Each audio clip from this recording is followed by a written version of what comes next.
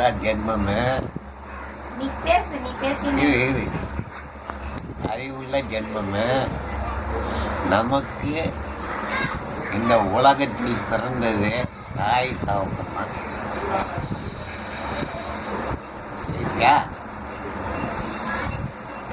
அதனால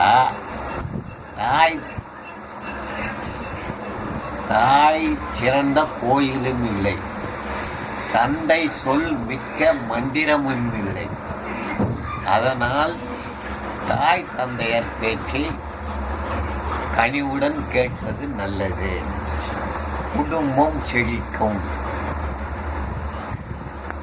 குடும்பமும் செழிக்கும்,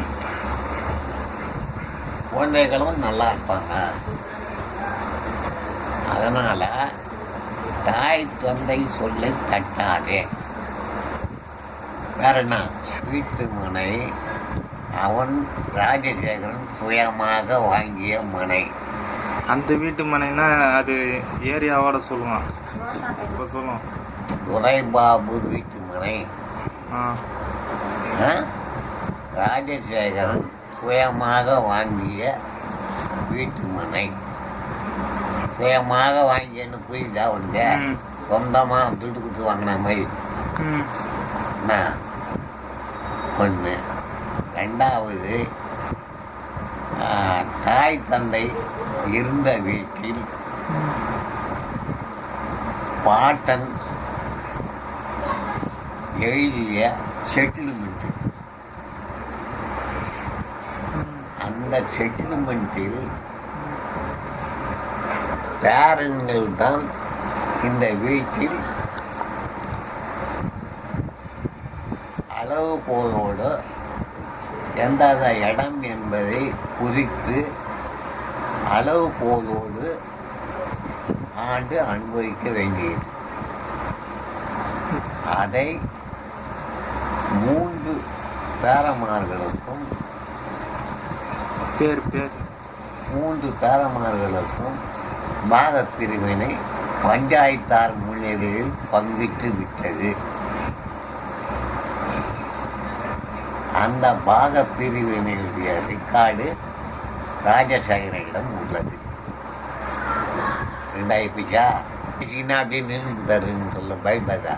நான் சொல்லிட்டு தான் போனேன். நீங்கள் சொல்லணும். கடை தெருவில் இருக்கும் 3 கடைகளும்